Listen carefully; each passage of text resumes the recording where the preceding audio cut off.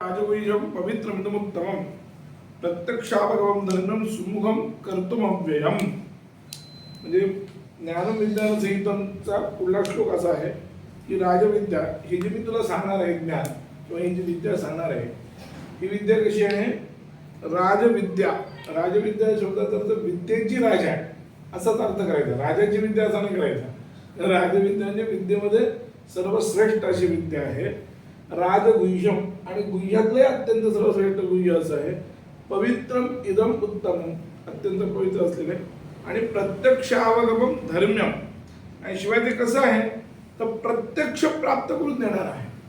ब्रह्म जे आहे ते ब्रह्म नुसता ऐकून किंवा आपण काय म्हणजे परोक्ष नाही, जे मी विद्या देणार त्या विद्येनं धर्माची आपला ब्रह्माची जी अनुभूती आहे ती साक्षात होणार. प्रत्यक्षावगमम. पुन्हा ते धर्म्यम सुमुखम कर्तुम अव्ययम, अत्यंत सोपं आहे, प्राप्त करण्यास सुगम आहे.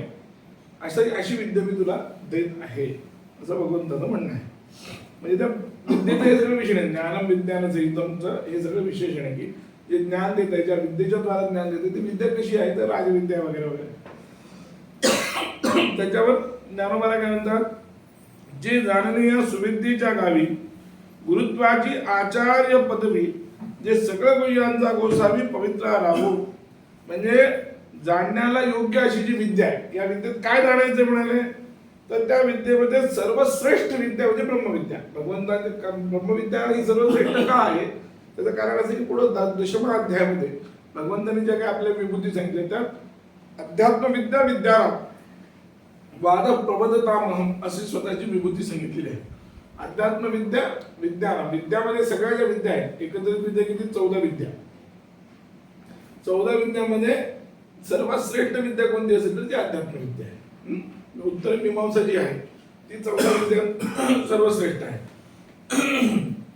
म्हणून अध्यात्मविद्या विद्याराम म्हणून ती माझी विभूती आहे सांगितलं. म्हणून तसं ज्ञानोबा म्हणते ते जाणणे या सुविद्येच्या गावी, या सुविद्येच्या गावामध्ये काय जाणायचं म्हणाले की ते जाणणं जे आहे ते ब्रह्मविद्या सर्वश्रेष्ठ कशी आहे तर ते म्हणाले ती जाणलं म्हणजे काय होतं तर म्हणाले गुरुत्वाची आचार्य पदवी, ती ज्याला प्राप्त होते त्याला आचार्य असं म्हणतात. वेदांत ज्याला नीट कळलेला आहे म्हणजे जाणलेला आहे ज्यानं चांगला त्याला आचार्य म्हणतात. आचार्य शब्दाचा अर्थ काय, आचिनो तिचे शास्त्रार्थम आचार्य स्थापयत्यपि स्वयमाचरते यस्तु स आचार्य उच्यते.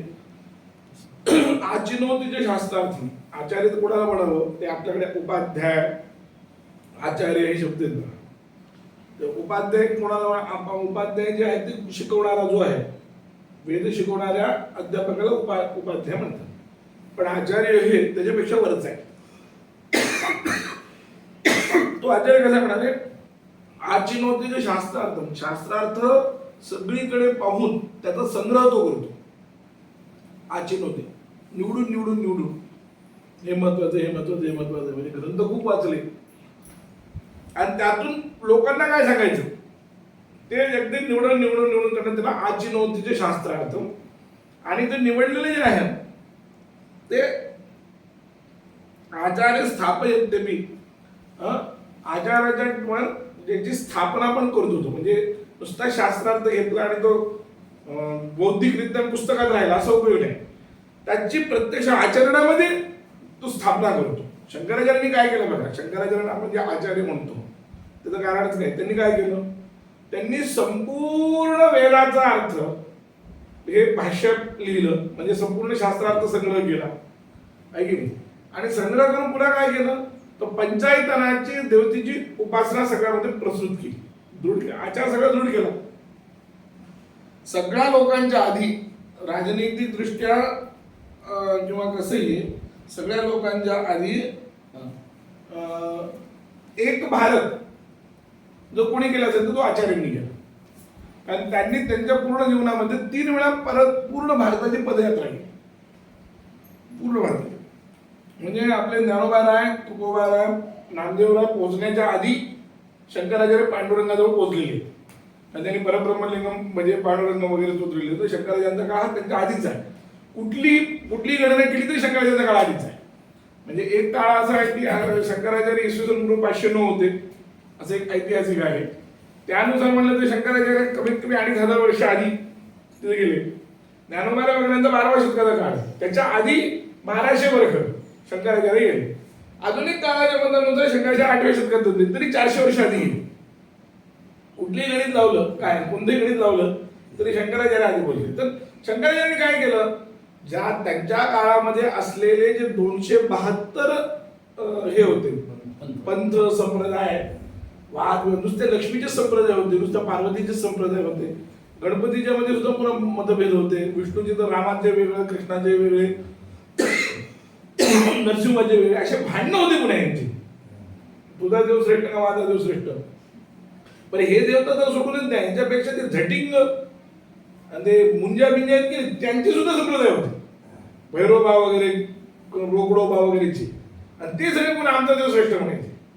म्हणजे एवढं सगळं या सगळ्याला आचार्यांनी काय केलं, पूर्ण वेदाचा नीट आश्रय करून, वेदावर भाष्य लिहून हे करून 5 देवतेची स्थापना केली, पंचायतनाची स्थापना आपल्या समाजात करून. आचार्य स्थापयन्ति आचार्य म्हणजे पूर्ण भारतभर दिलं त्यांनी, की ज्याला तुला काय करायचं ते 5 देवतांमध्ये स्थापना केली. पंचायतनाची पूजा करा, पंचायतनाची पूजा केली म्हणजे सगळ्यांचीच पूजा केल्यासारखी. फक्त आता तुला माझा देव श्रेष्ठ वाटत असेल तर ज्याला ज्याचा देव श्रेष्ठ वाटतो तर त्या देवाला मध्ये ठेवायचं, बाकी 4 देवता त्याच्या आजूबाजूला ठेवायच्या. देवी श्रेष्ठ वाटते ते देवीमध्ये, त्याच्या बाजूला बाकीच्या. कोणाला विष्णू श्रेष्ठ वाटलं विष्णूमध्ये, असं करून विष्णू पंचायतन, देवी पंचायतन, सोने पंचायतन, पंचायतन आहेतच कोणत्या या 5 देवता. आणि या 5 देवता का घेतल्या, त्याचं कारण असं आहे की सृष्टी, स्थिती आणि लय, म्हणजे उत्पत्ती, स्थिती, लय आणि निग्रह आणि अनुग्रह हे 5 तत्व महत्वाचे म्हणून त्याला अनुसरून हे सगळे होत आहे. पंचायतनच का 4 का नाही, तर त्याचं कारण हे की 5 तत्व महत्वाचे. उत्पत्ती विष्णू, ब्रह्मदेव उत्पत्ती म्हणजे पृथ्वी अपते, पंचायत पंचम हे की आपले कोण पंचमहाभूत, त्या पंचमहाभूताला धरूनही पंचायतनाची कल्पना आहे. उत्पत्ती, स्थिती, लय हे सगळं, आणि निग्रह आणि अनुग्रह. आकाश तत्व हे अनुग्रह तत्व आहे, वायू तत्व हे निग्रह तत्व आहे, तेज जल तत्व हे उत्पत्ती तत्व आहे, पृथ्वी तत्व हे स्थिती तत्व आहे, आणि तेज तत्व जे आहे ते संवाद तत्व आहे. तर हे सगळे तत्व जे आहेत या तत्वाला नुसार हे सगळ्यांची उपासना आहे. देवी ही जी आहे ते निग्रह तत्व आहे, गणपती जो आहे तो आकाश तत्वाचा आहे, विष्णू जो आहे तो स्थिती तत्वाचा आहे, ब्रह्मदेव जे आहे ते उत्पत्ती तत्वाचे आहे, महादेव जे आहेत ते संवाद तत्वाचे आहेत. अशा प्रकारे हे जे 5 तत्व आहेत, उत्पत्ती, स्थिती, लय, निग्रह आणि अनुग्रह, या 5 तत्वाला दोन्ही पंचायतनाची उपासना केली. म्हणून आचार्य स्थापयत म्हणजे त्याची स्थापना केली त्यांनी त्या आचारामध्ये, आणि त्या सगळ्यांचा वादविवाद बंद केला, याला आचरण. आणि स्वयं आचार्य ते, आणि स्वतः त्याची आचरण केली ना, लोकांना सांगितलं आणि आपण काहीच केलं नाही असं नाही. त्या पंचायतनाची नुसती स्थापना नाही केली, तर पंचायतनाची सगळी पूजाही केली. तुम्ही जर शंकराचार्यांचे सगळे स्तोत्र पाहिले तर वैष्णवांपेक्षाही मोठे वैष्णव वाटावेत, गणपत्यांपेक्षाही मोठे गणपत्य वाटावेत, स्मारतांपेक्षा, स्मार्त नाही काय, शांकरांपेक्षा मोठे शांकर वाटावेत, शैव शांकर म्हणजे अशी त्यांची हे स्तुती आहे. त्यांनी जी काही स्तुती केली, कोणत्याही देवतेची स्तुती करू द्या, ती इतकी प्रासादिक आणि इतकी भक्तिमय आहे की त्या संप्रदायाच्या आचार्यांनी सुद्धा तेवढी चांगली स्तुती केलेली नाहीये जेवढी स्तुती शंकराचार्यांनी केली. वैष्णवांच्या स्तुतीमध्ये जेवढी भगवान विष्णूंची जी भजयवर जे कमंडनम समस्त महाप्रखंडनम स्वभक्त चित्तरंजनम ही जी स्तुती आहे, इतकी चांगली स्तुती अन्य कोणत्या आचार्याची नाही, वैष्णव आचार्याची नाही. अभिनयमपने विष्णू किंवा श्रियाशिष्टो विष्णू मम भवतु कृष्णोक्ष विषय, ही जी इतकी चांगल्या स्तुती आहेत, हे जे सगळे स्तोत्र, किंवा हे सच्चिदानंदम आकाशम ती स्तुती आहे गोपालाची, अशा अनेक स्तुती आहेत भगवंतांनी. विष्णूच्या तर खूप स्तुती केलेल्या आहेत, खूप स्तुती, रामभुजंग प्रयत्न वगैरे केले, तर त्या स्तुती आहेत. हे रामाचंच नाही, देवीचंही तेवढंच आहे, तेवढंच शंकरांचं आहे, सगळंच आहे. तर त्या आचार्यांनी सुद्धा तेवढी स्तुती केली नाही जेवढी स्तुती भगवान शंकराचार्यांनी केली. विष्णू म्हणजे नरसिंहाचं ममदेही करावलंब, नृहरी ममदेही करावलंब, नरसिंहाची स्तुती इतकी सुंदर केली, तेवढी सुंदर स्तुती कुठं नाही आहे. तर सांगण्याचं तात्पर्य स्वयं आचार्य वस्तुस्थ आचार्य उच्चते, त्याला आचार्य म्हणतात. तर हे आचार्यत्व साधारणपणे लोकांमध्ये एक समज आहे. आता या नवीन शो याच्यामुळं रामभद्राचार्यांच्या वक्तव्यामुळे पुन्हा हे आलेलं आहे, त्याला एक धार आली होती मध्ये फार जोरात सोशल मीडियावर चाललं होतं. प्रस्थानत्रयीवर ज्याला भाष्य केलं त्यालाच आचार्य म्हणतात. तर मी प्रस्थानत्रय भाष्य केलं आचार्य आहे वगैरे वगैरे. रामभद्राचार्य हा एक आधुनिक इतिहासकाराने आधुनिक लोकांनी पसरवलेला भ्रम आहे. प्रस्थानत्रय भाष्याचं काही घेणं देणं नाहीये. आचार्य जे म्हणतात ना, हे पदवी जी आहे ना, ही प्रस्थानत्रय भाष्य करा अथवा न करा, कळलं. प्रस्थानत्रय भाष्य न करणं महत्वाचं नाही. महत्वाचं काय आहे, शास्त्रार्थाची स्थापना करणं. म्हणून तर उदयनाचार्य पूर्ण न्यायिकांच्या परिवारामध्ये न्यायशास्त्र जे आहे, न्यायाचे खूप मोठमोठे विद्वान होऊन गेले, त्या सगळ्या विद्वानांच्या मध्ये उदयनाचार्यांना फक्त आचार्य म्हणतात. बाकी कोण आचार्य म्हणतात. गदाधर भट्ट वगैरे असे नाव आहेत. जगदीश तर्कालंका, गदाधर भट्ट, रघुनाथ शिरोमणी, गंगेशोपाध्याय अशी नाव. पण आचार्य हे नाव जर कोणाला असेल ते फक्त उदयनाचार्य. का? त्याचं कारण असं की उदयनाचार्यांनी सुद्धा त्या काळामध्ये बौद्धांशी वादविवाद करून शंकराचार्यांच्या नंतर बौद्धांचा जो वाद झाला तो नैयायिकांशी झाला. तर नैयायिकांशी जो वादविवाद केला, तर त्या वादविवादामध्ये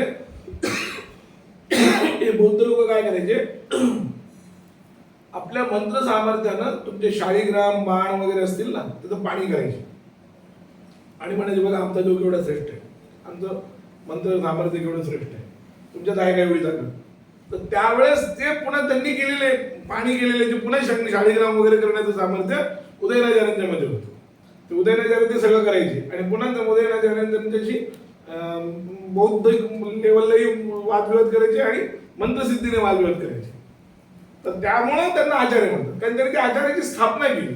का आचार्य म्हणायचं त्याचं कारण, जुन्या काळात जे आचार्य म्हणले जात होतं लोकांना, नंतर आता कसं त्यांचे आडनावच झालं. शास्त्री आणि आचार्य इतकं हे करून टाकलं, त्याला पुलचूट करून टाकलं लोकांनी की ते आडनाव करून टाकलं. आडनाव नाही आहे ते, त्याचं कारण त्याच्या पाठीमागे जी हे आहे भूमिका जी आहे ती ही आहे आचार्य. म्हणून उदयनाचार्यांचा एवढ्या मोठ्या नैयायिकामध्ये कधीही उदयनाचार्यांचा एकही उल्लेख कोणी करत नाही. एरवी नैयायिक लोक कोणाचं कोणाला मानायला तयार नाही. नैयायिकांचे जर तुम्ही ग्रंथ पाहिले तर ते एक नैयायिक दुसऱ्या नैयायिकाला मानत नाही. कारण सगळे जाणे, सगळे एकापेक्षा बुद्धिमंत, तर्कनिष्ठ, अत्यंत तर्क.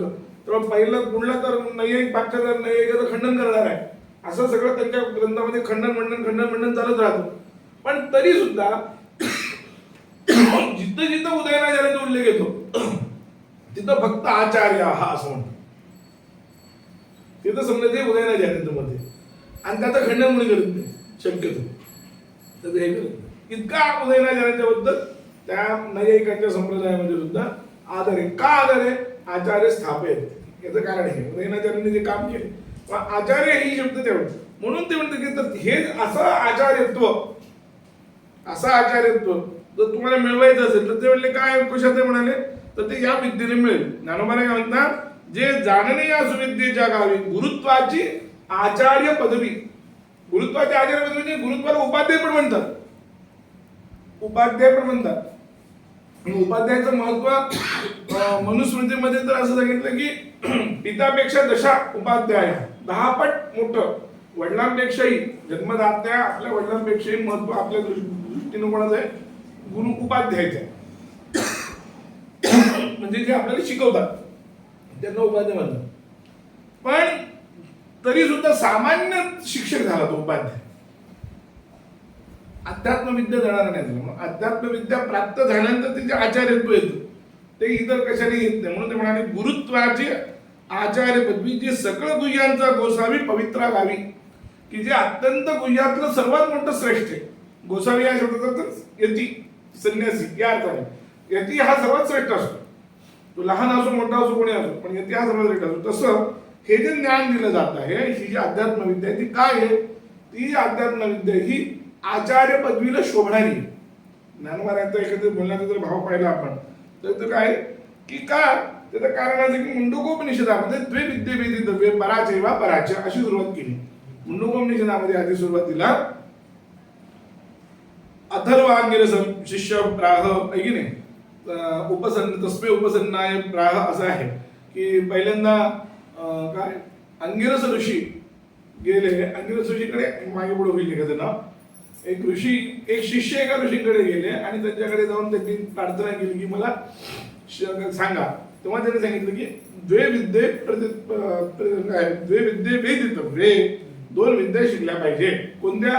पराचैवा पराच, पराविद्या आणि अपराविद्या. अपराविद्या कोणती? तर म्हणले तत्र ऋग्वेद यजुर्वेद सामवेद वगैरे सगळी अपराविद्या झाली. पराविद्या कोणती? परा म्हणजे श्रेष्ठ. पर या शब्दाचा अर्थ दुसरा असा पण होतो, दुसरी, पण ते नुसतं दुसरी नाही. परा आणि अपरा असा जेव्हा शब्द प्रयोग होतो तेव्हा तिथं परा शब्दाचा अर्थ तो श्रेष्ठ. तर श्रेष्ठ विद्या कोणती आहे?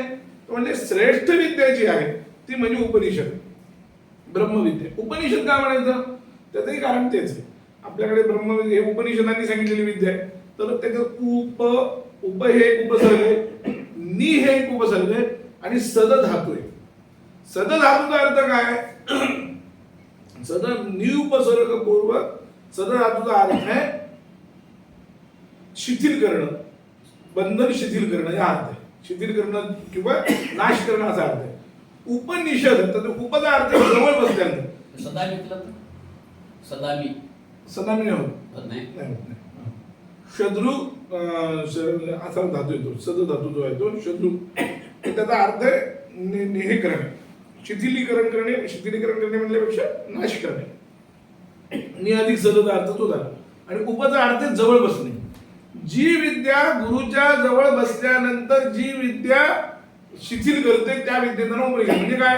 कशाला शिथिल करते? तुमच्या बंधनाला शिथिल करते. तुमचं जे बंधन, संसाराचं जे बंधन आहे त्याचा नाश करते, म्हणजे तुमच्या अविद्येचा नाश करते. ती विद्या म्हणजे उपनिषद. म्हणजे विद्येचं मूळ नाव उपनिषद आहे. ग्रंथाच्या ठिकाणी ते नाव कसं आलं तर ते औपचारिक आहे. जसं कौमुदी आपण म्हणतो, लघुसिद्धांत कौमुदी वगैरे नाव ऐकलं असतं. कौमुदी म्हणजे काय? ते ग्रंथाला औपचारिक लिहितात लोक. मुळामध्ये कौमुदी म्हणजे चाचणी. चाचणी का? तर कौमोदन ते आले इथे कौमुदी. कौ म्हणजे पृथ्वीवर. कु नावाचे, कु हे एकच अक्षर पृथ्वीचं नाव. कु शब्दाची ती सप्तमी कौ अशी होती. त्या कौ म्हणजे पृथ्वीवरचे लोक ज्याच्यामुळे आनंदित होतात त्याला म्हणतात कौमुदी. तर चांदणी पाहिल्यानंतर लोक आनंदित होतात अशी एक कल्पना आहे कवींची, म्हणून त्या चांदणीला कौमुदी म्हणतात. आता ते ग्रंथ लघुसिद्धांत कौमुदी तो ग्रंथ आहे, त्याला काय औपचारिक रित्या बोलतात किंवा या ग्रंथामुळे विद्यार्थी आनंदित होतात असा त्यांचा भ्रम आहे. कुणी बाबा आनंदित होत नाही, ते शिकू फुटतं, पण त्यांचा भ्रम आहे म्हणून त्यांनी ते कौमुदी नाव ठेवून दिलं. कळलं का? ते जाऊ विनोद सोडून द्या. पण मूळ अर्थ जो आहे तसा उपनिषद हा मूळ अर्थ विद्येला, ग्रंथाला नाही. ग्रंथाच्या ठिकाणी ते नाव औपचारिक असतं, लाक्षणिक असतं. ग्रंथ तुमचं बंधन शिथिल करत नाही, ग्रंथातली विद्या तुमचं बंधन शिथिल करते. म्हणून शंकराचार्यांनी मुंडकोपनिषदामध्ये, कठोपनिषदामध्ये, त्याच्यानंतर मला वाटतं छांदोग्यातही, त्याच्यानंतर ऐतरेयातही या सगळीकडे उपनिषद शब्दाचं निर्वचन केलेलं आहे. 4-5 उपनिषदांच्या त्या भाष्याच्या सुरुवातीला त्यांनी उपनिषद शब्दाचं निर्वचन केलं. त्या सगळ्याचा तात्पर्यार्थ हा आहे की गुरुच्या जवळ बसल्यानंतर तुमच्या संसाराचं बंधन शिथिल करणारी जी विद्या, त्या विद्येचं नाव आहे उपनिषद. तीच विद्या इथं सांगते. तोच अर्थ या सगळ्या ओवीमध्ये आहे. राजविद्या, राजविजय शब्दांच्या मध्ये तोच अर्थ आहे. आणि त्याचाच वेगळ्या पद्धतीने अर्थ हे करतात की सकळ गुह्यांचं गोसावी पवित्रा राहो. आणि जे अत्यंत पवित्र आहे याचं पावित्र्य काय? तर हेच की अशुद्धी नाही, केवळ सात्विक विषय. रजोगुण तमोगुणाचा लवलेशच नाही. कारण रजोगुण तमोगुण असेल तरी विद्याच येत नाही. कारण ज्ञानप्राप्ती सत्वगुणाचं उत्कर्ष झाल्याशिवाय ज्ञान होत नाही. सत्वगुणाचा जर उत्कर्ष नसेल तर ज्ञान होत नाही, ज्ञान प्रकाशितच होते. कारण सत्वगुणाचा गुण, सत्वगुणाचं कामच काय? प्रकाशन. प्रकाशन करणं हे सत्वगुणाचं काम आहे. आणि आवरण घालणं, झाकणं, झाकून ठेवणं हे कोणाचं काम आहे? तमोगुणाचं काम. आणि रजोगुणाचं काम चंचल आहे. चलनम तपः. तर त्या रजा, चलनम रजा, रजोगुणाचं काम चलन आहे. तर त्यामुळे जोपर्यंत सत्वगुणाचा उत्कर्ष होणार नाही तोपर्यंत ज्ञानच प्राप्त होणार नाही. म्हणून ही विद्या सत्वगुणाचा उत्कर्ष करणारी म्हणून ती पवित्र आहे. म्हणून पवित्र राहो.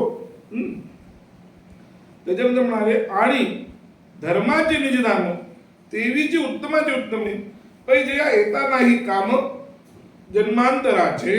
ही विद्या कशी अजून धर्माचे निजधाम, धर्माचं सुद्धा निजधाम म्हणजे धर्माला सुद्धा जायचं कुठं, धर्माचे शेवट काय, 4 पुरुषार्थ आहे त्यात धर्माचे शेवट काय, धर्माचं तात्पर्य काय आहे, धर्माचं शेवटचं परिणती कशात आहे, तर ते या विद्येच्या प्राप्तीत आहे.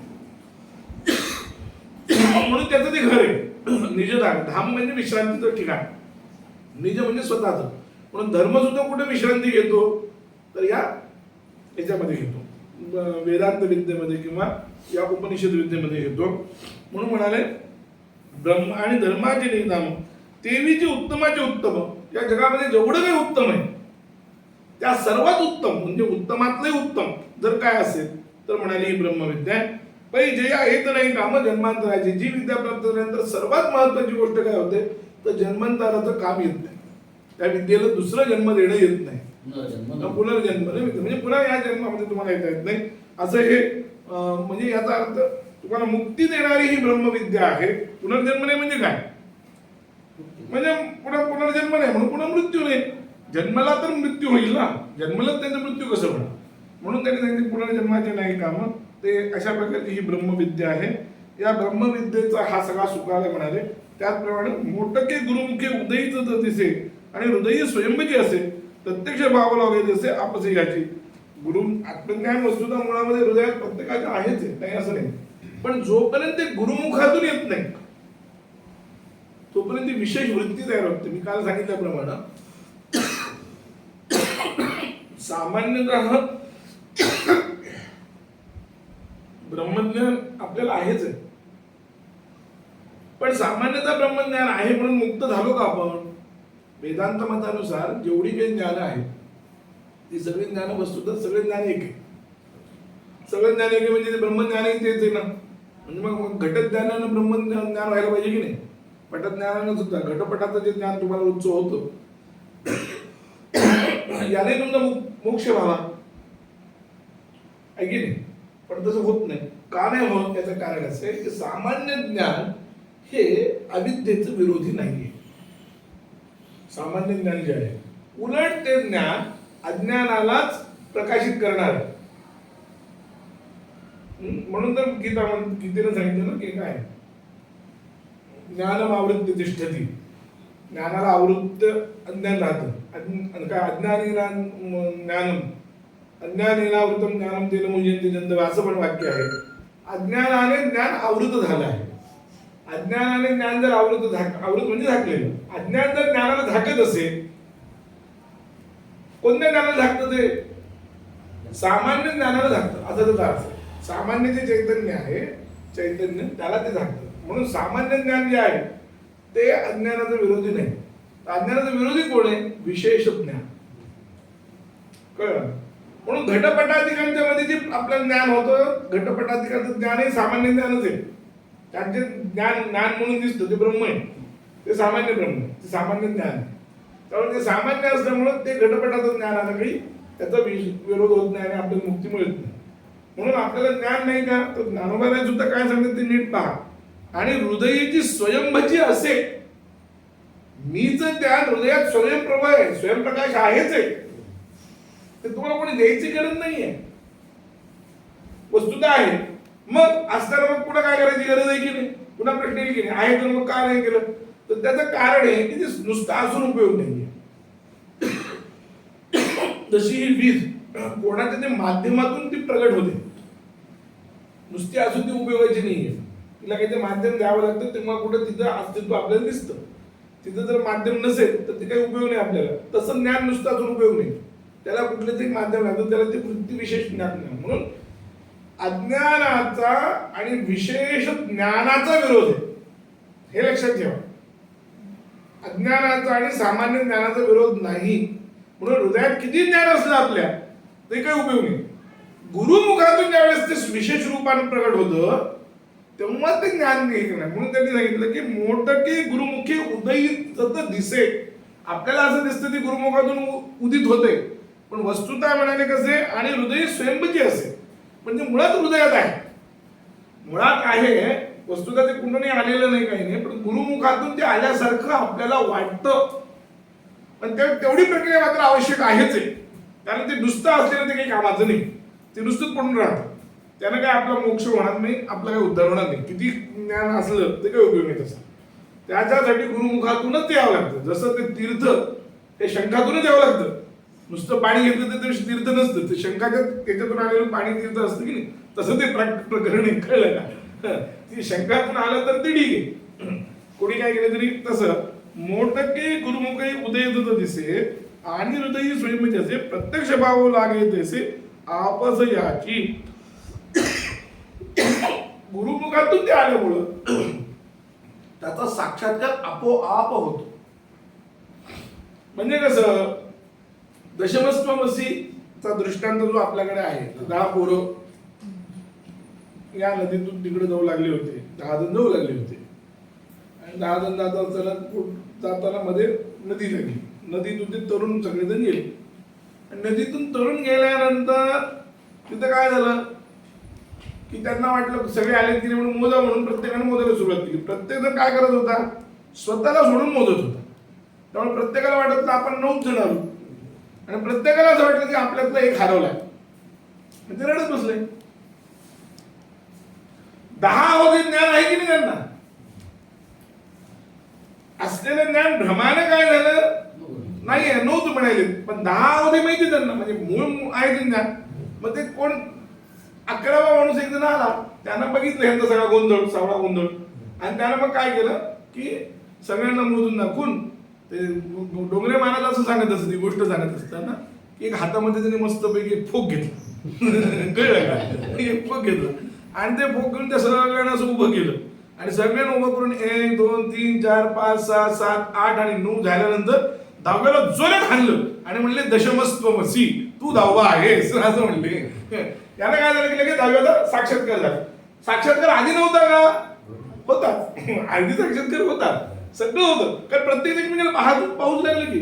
पण भ्रमानं जी झालेली स्थिती होती, त्या भ्रमामुळे म्हणजे ते म्हणजे ज्ञान असून सुद्धा नसल्यासारखं होतं.